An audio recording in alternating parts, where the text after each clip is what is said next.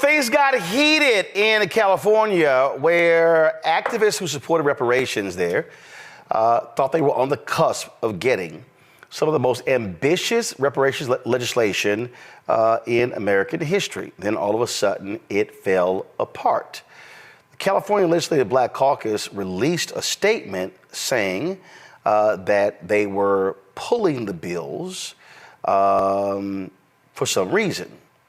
They haven't really explained it. So when I saw all of this play out, I said, well, I knew who was sponsoring the bill. And so we reached out to him. He joins us right now to explain what in the heck happened in California. You've seen him on the show numerous times before. California State Senator Steven Bradford. Again, he authored the bill, was on the task force. So he joins us right now. So Senator Bradford, first of all, so explain to people how many bills there were. There were 14 bills that were introduced that were considered the Black Caucus, Legislative Black Caucus priority bills. There was a few more that weren't deemed priority, but the ones identified for the caucus that we all supported unanimously, I should say, it was 14. Okay, so there were 14 bills. So you're in the Senate. What got through the House? What got all the way to the governor's desk? Yeah, in terms of what got through the House, and then you were hoping it was going to get through the Senate. Well, my bills got through the Senate. My bills got all the way through the Senate. They got all the way through the Assembly.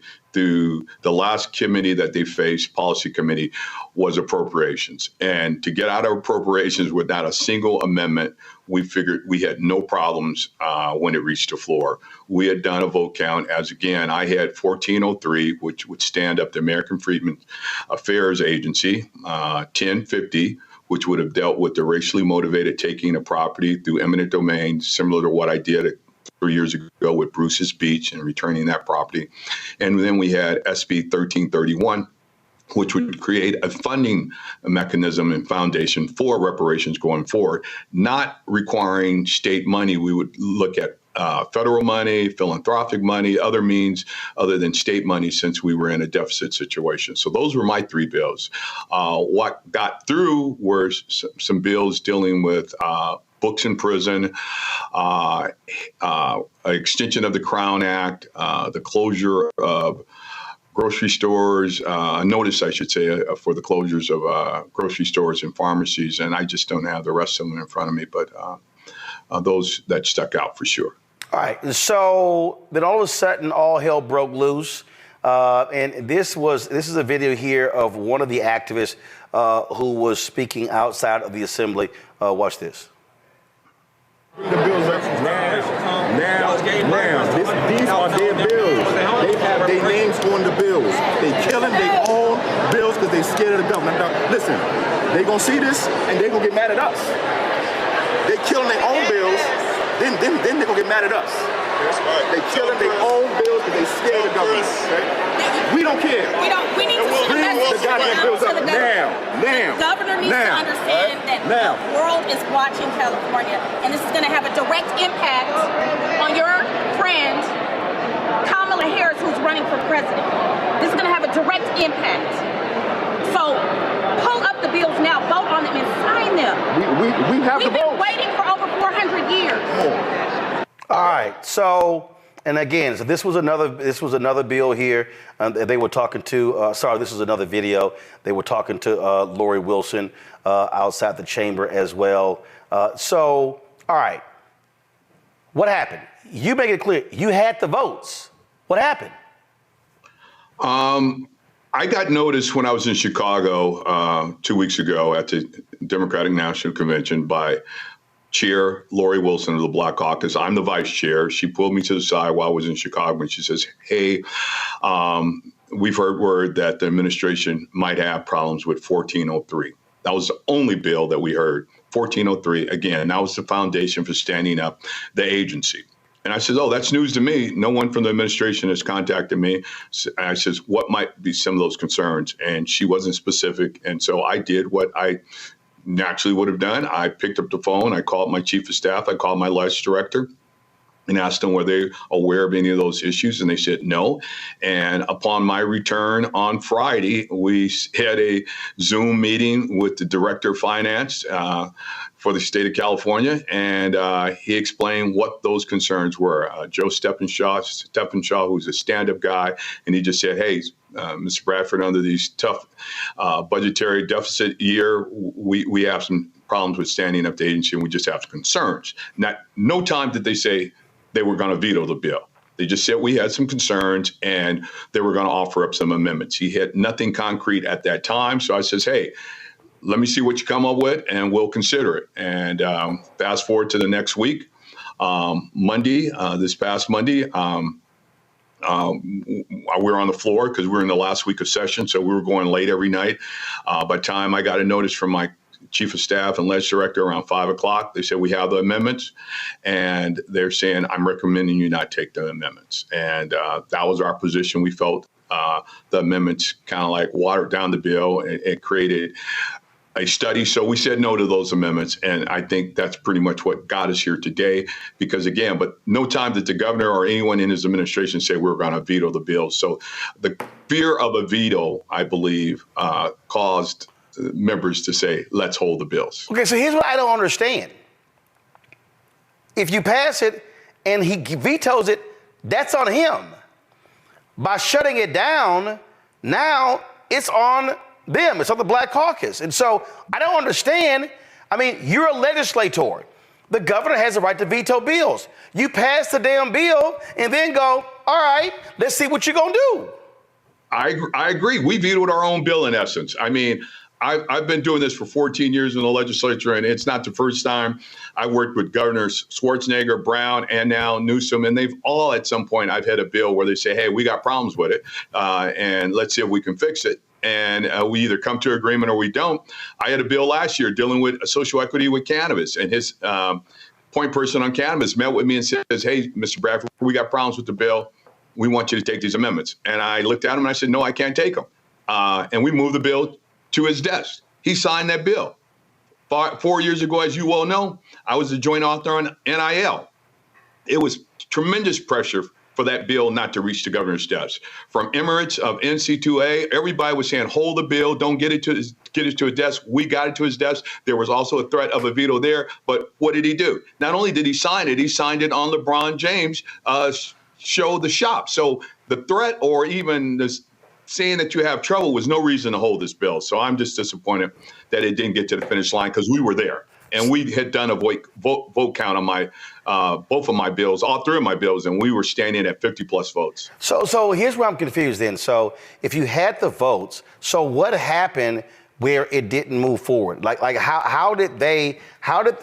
So you're saying that the California Legislative Black Caucus as a body, they're the ones who stopped the bill from moving forward?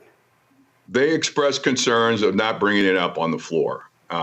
And so, you know, I'm a member of the caucus. I got outvoted, and my bills were held. So here's what I'm confused. Go to my iPad, Henry. So they released this statement here on August 31st, and they said there's been interest regarding the status of Senate Bill 1403. The caucus was unable to participate in the legislative process collectively and only recently became aware of the concerns and issues with the bill. First of all, what the hell does that mean? That they were unable to participate? I'm sorry, y'all, that task force, they've had hearings. We've covered it. We've had the co-chair on. Where in the hell have they been? And again, I wasn't made aware of their problems with the bills until last week, again, when I was in Chicago, by the chair of the caucus. So wait a minute. You're literally, aren't you the co-chair of the task force? No, I was co-chair of Legislative Black Caucus. But No, I'm sorry, but you were working with the Reparations Task Force, right? I'm following the guidelines and the recommendations from the 1,100-page report, yes. Right, so, but I'm saying you were part of that process. Yes, I was, for 2 years. They were aware that process was going on, right? Yeah, for 2 years we had it. They were aware that bills came out of that 1,100-page report. Yeah. And so, first of all, when did you first put the bill together? I introduced the bill. I did a gut and amend last year. When last year? I think like July. Okay, so you mean to tell me, so from July 2023, the other members of the Black Caucus, until August of 2024, they didn't say nothing about the bill until right before it's going to hit the floor to get passed? They mentioned some concerns about the bill at the first part of this year, but again, in May, they all signed on as joint co-authors of the bill. And the language hasn't changed from the time. Wait, hold on, I'm sorry, hold up. They signed on as joint co-authors of the bill in May. The language hasn't changed, and now all of a sudden in August, hold up, we got some issues. Yeah, it's the same bill because I didn't take the amendments. I can understand if I had taken amendments, but I guess you're saying they weren't aware of the amendments. We weren't aware of the amendments till, like I say, after 5 o'clock on Monday of this final week. And once we had a chance to digest them and look at them as my staff would do, we sent them out the next day or the day after to every member of the Black Caucus. We sent those amendments out and showed where we had concerns with them. So I go back to their statement. In its current form, one of the primary concerns with the bill is that it ceded legislative oversight authority, which is critical given the generational impact this legislation would have. What are they talking about? Seeing that it would take away legislative insider input and deciding what reparations would be, or the task force, or having some. That's not the case because, again, this is the bill. It hasn't changed that they agreed to be co-authors on. So if it exceeded it today, it exceeded it then when they signed on to the bill. The language has not changed. The language has not changed. And we were true to that. I've been an honest broker for all 25 years of my elected officials life, 14 in the legislature, and I don't hide the ball. And I show up every day and I do the work. And my bill had not changed. Again, I stood firm. I mean, for it to get out of appropriations, Assembly appropriations and Senate appropriations with no amendments on it, stated that it had a lot of support. And then all of a sudden they're claiming, so now they're saying, oh, no, we're gonna make this happen in the next session. Really? Well, I'll be gone, but And you'll be gone because what term expires? I'm termed out in December. It has to be absolutely devastating, gutting. I mean, I don't want to, but it has to be really disappointing for you to be right there on the 1 yard line and having the votes lined up and the Black Caucus back out at the last second because of the threat of a veto from the governor, which you never heard directly. Yeah, this is probably the most heartbreaking disappointment time experience in my time as a legislature. And again, you're taught early, don't fall in love with your bills. I didn't fall in love with this bill, but I fell in love with what this bill meant to not only Black Californians, but Black America. And I knew how important it was as a state and as a nation to get this across the finish line. We were there. And I'm proud of the work that we've done. I'm proud of the work as we did as a task force. And I'm proud of the work that I've been able to do with members of the Black Caucus. But yes, to say that I was deeply disappointed at this is probably the most, shocking. And, I don't even want to, it's been hard. It's been really hard because we were there. And I think we vetoed our own bill just because, and I understand, I want to work with the administration. And again, if the governor had, or his administrative staff had indicated that there was a veto in line, I would still say, let's work with this, but I still probably would have moved. There's no doubt I would have moved forward with my bill. And I want to be very clear, the governor's administrative staff, as well as he, has been very collaborative with the Black Caucus all this year since we've introduced our bills. And so, again, I was shocked when I was in Chicago to hear that there was problems with 1403. And what jumps out the most here, again, is you had the votes lined up. We did a vote card on all three of my reparations bills. My staff and I had coordinated, and we said we're going to take them all up on Wednesday of last week and have them all done that same day. We had a 50-plus count. Prime example was 1050. They still brought up 1050, SB 1050, that dealt with the racially motivated taking of property. It got off the floor with, I believe, over 55 votes. So it showed that we're in good stead. And I think 1403 and 1331 would have experienced the same fate as well. Wow. That's, well, I would love to hear, and we're going to reach out to the head of the Black Caucus. We'd love to hear them explain why they decided to get scared by a possible threat of a veto. And again, you pass the bill. If he vetoes it, he vetoes it. And then you have the opportunity to override the veto, correct?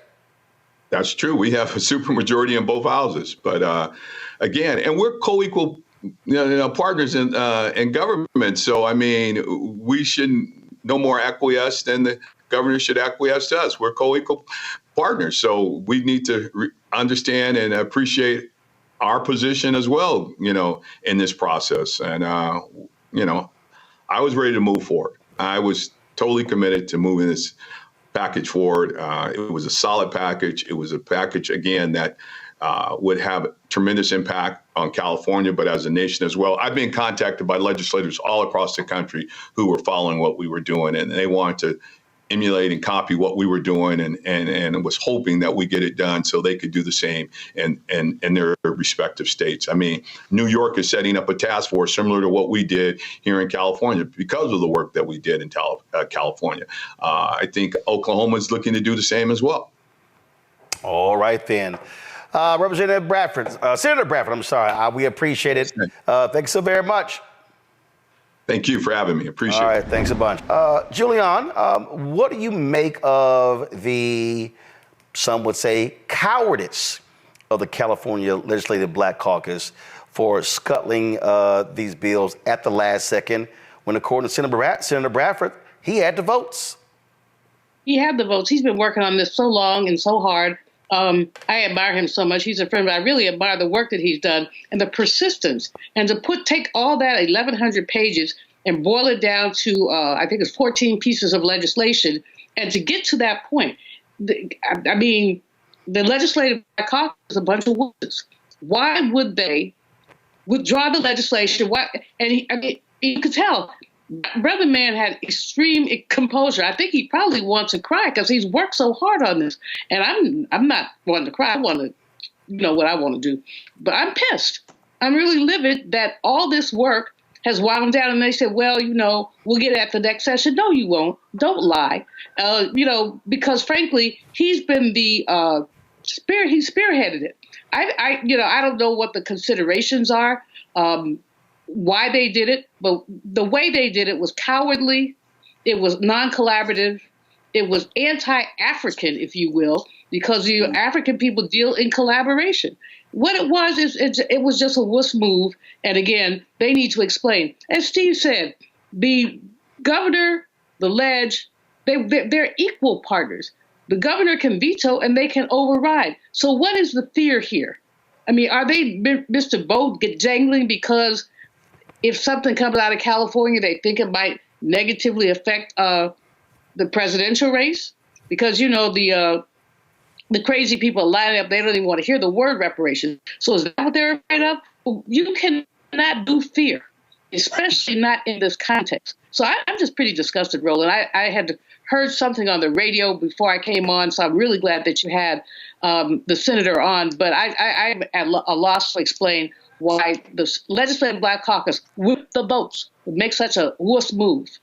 Joe, again, what's confusing to me is if you hear the governor may veto the bill, let him.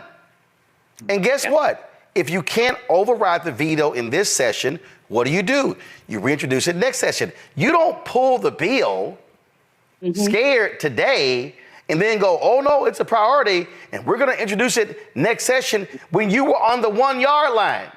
That to me is nuts.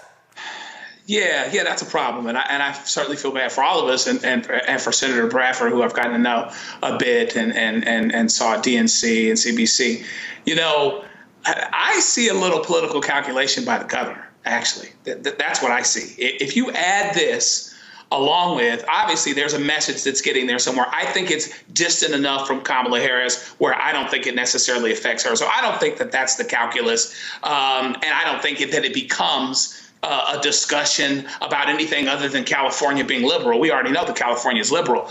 But if you add the governor's somehow sending some indication that there are some problems with the bill, which I think is what happened, and add what he did with homeless encampments recently, saying that based on the Supreme Court's recent decision, now, the cities actually have the leeway to use the massive resources we've given them to clear out homeless camps, as if it was that simple. And it's not that simple. I think, respectfully, it's being oversimplified.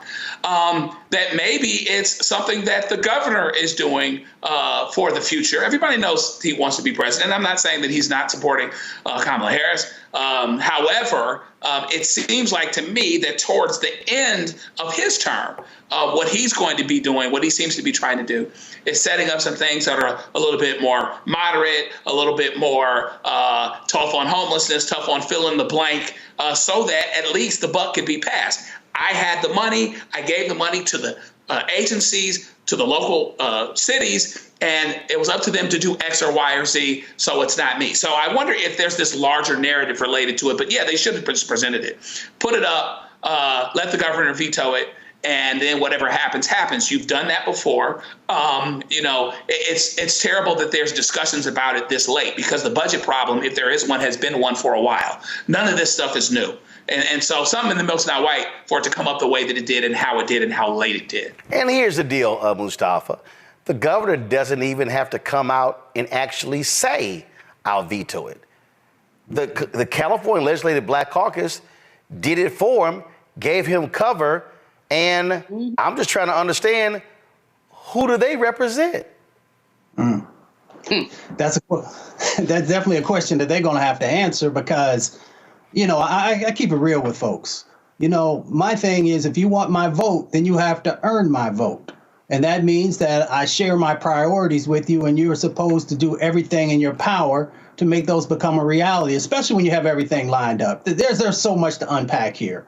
I worked on Capitol Hill. I worked on H.R. 40, so I know all of the people have been working for decades upon decades upon decades to make sure that reparations became a reality. To be this close and not to push across, allow him. If he doesn't want to sign it, allow him not to sign it, and then he carries the weight for that. So it's just so strange. And when we talk about budgets, I actually handled appropriations when I was working on Capitol Hill. It was one of the responsibilities I had. We find the money for the things that we prioritize. John Conyers talked to me night after night after night about that, and he drilled it in me. If somebody really cares about something, if they want to see it become a reality, they will find the resources to make sure that it is signed and that it becomes, reality for folks. So some of the stuff that folks are sharing, people continue to insult our intelligence. We understand that if there is a problem, you let people know that way ahead of time so that they can work it out. That's what legislators do.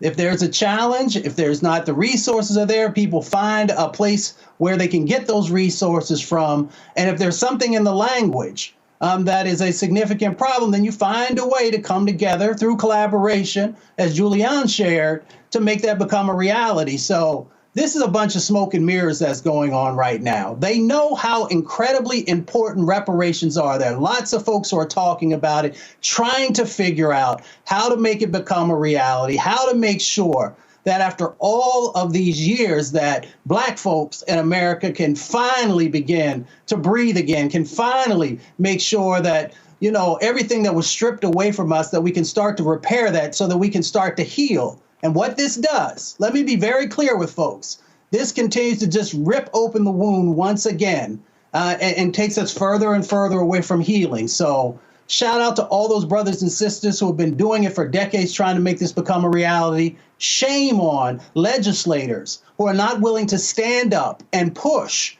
and make those folks who say, if the governor doesn't want to sign it, let the governor carry the water on that. When you talk about blackness, and what happens in Black culture. We're about covering these things that matter to us, speaking to our issues and concerns. This is a genuine people-powered movement. There's a lot of stuff that we're not getting. You get it, and you spread the word. We wish to plead our own cause. Too long have others spoken for us. We cannot tell our own story if we can't pay for it. This is about covering us. Invest in Black-owned media. Your dollars matter. We don't have to keep asking them to cover our stuff. So please support us in what we do, folks. We want to hit 2,000 people, $50 this month, raise $100,000. We're behind 100,000, so we want to hit that. Y'all money makes this possible.